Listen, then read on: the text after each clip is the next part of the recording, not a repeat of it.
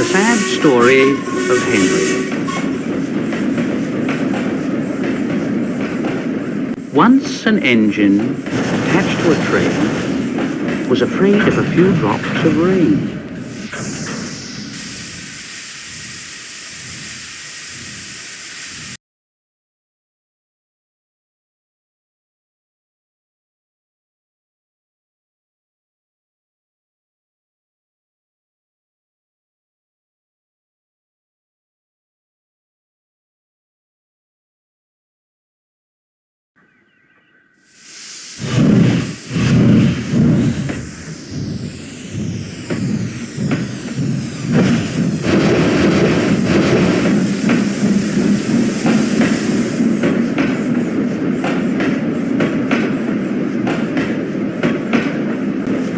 Went into a tunnel and squeaked through its funnel and never came out again.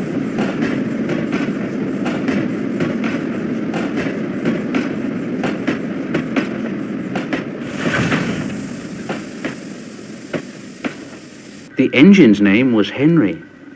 His driver and fireman argued with him, but he wouldn't move. He said, No, I shan't come out so that the rain will spoil my lovely green paint with red stripes.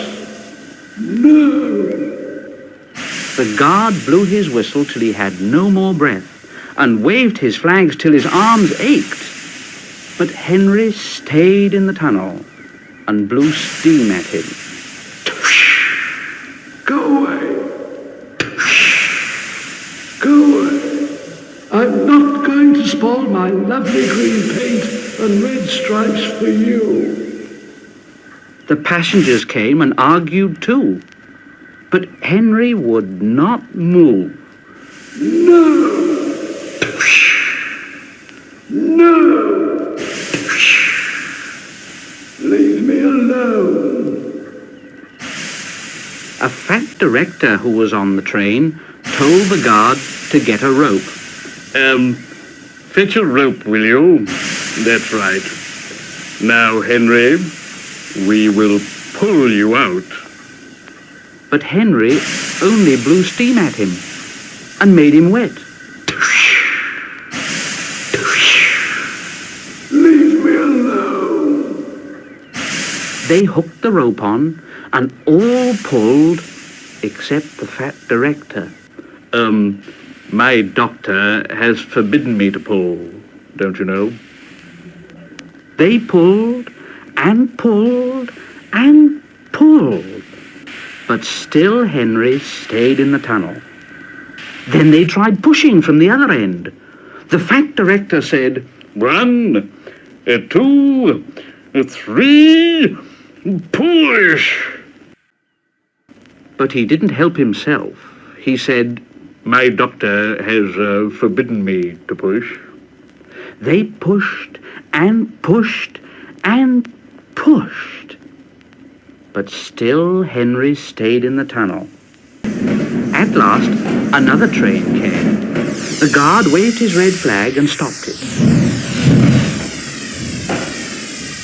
The 2 engine drivers, the 2 firemen, and the 2 guards went and argued with Henry. "Look, Henry, it's stopped raining." Yes, but it'll begin again soon, and what would become of my green paint with red stripes then? So they brought the other engine up, and it pushed and puffed,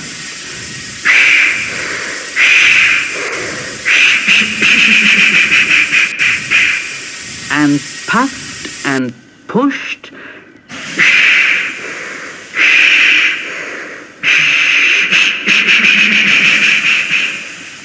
as hard as ever it could.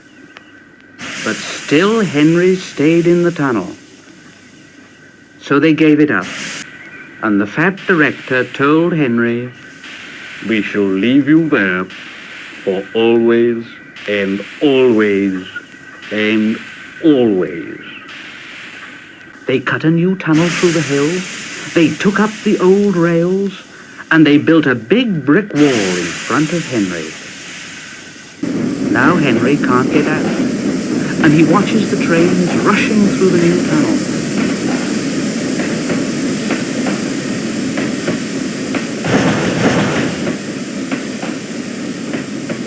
He's very sad because no one will ever see his lovely green paint with red stripes again.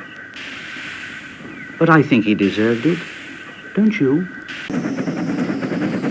Edward and Gordon often went through the tunnel. Edward would say, "Hello." And Gordon would say, So shall I. poor Henry had no steam to answer. His fire had gone out. Soot and dirt from the tunnel roof had spoiled his lovely green paint and red stripes. He was cold and unhappy and wanted to come out and pull trains too. Gordon always pulled the express. He was proud of being the only engine strong enough to do it. There were many heavy coaches full of important people like the fat director who'd punished Henry. Gordon was seeing how fast he could go. Faster, faster, faster, faster. Faster, faster, faster, faster. Faster, faster, faster, faster. And the coaches went.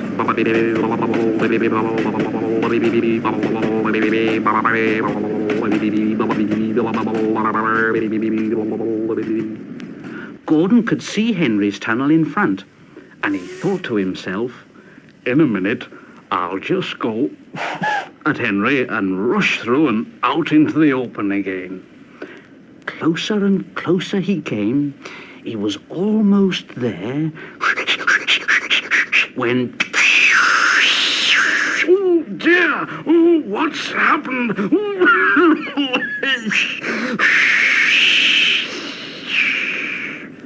Gordon was in a cloud of steam and going slower and slower.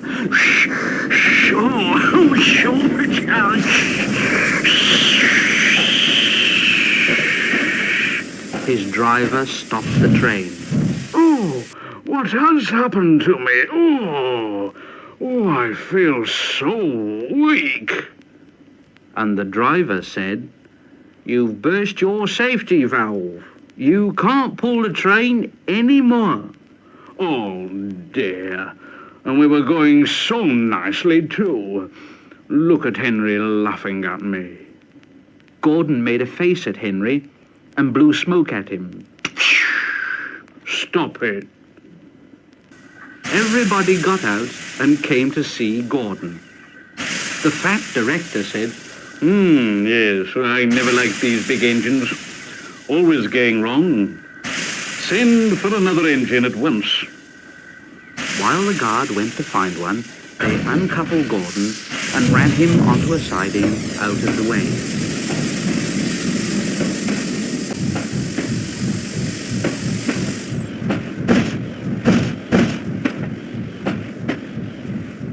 The only engine left in the shed was Edward. Edward, Gordon isn't feeling very well. Will you come and pull his coaches for him? Well, I'll try. Gordon saw Edward coming. Oh, he's no use. Edward can't pull a train. Edward puffed and pulled and pulled and puffed, but he couldn't move the heavy coaches. I told you so. Why not let Henry try, And the fat director said, All right, I will. Henry, will you help pull this train? and Henry was delighted. Oh, yes, certainly. Only too pleased. So Gordon's driver and fireman lit his fire, some plate layers broke down the wall and put back the rails, and when he had steam up, Henry puffed out. He was dirty. His boiler was black and he was covered with cobwebs. Oh, I'm so stiff. I'm so stiff. You'd better have a run and ease your joints and find a turntable. Henry came back feeling much better, and they put him in front. Edward said, I'm ready. So am I. Pull hard. Pull hard. We'll do it. We'll do it. Pull hard. We'll do it. The heavy coaches jerked and began to move, slowly at first, then faster and faster. We've done it together. We've done it together. We've done it together. We've done it together. Hooray, you've done it. Hooray, you've done it. Hooray, you've done it. All the passengers were so excited, the fat director leaned out of the window to wave to Edward and Henry, but the train was going so fast that his hat blew off into a field where a goat ate it for his tea. They never stopped till they came to the big station at the end of the line.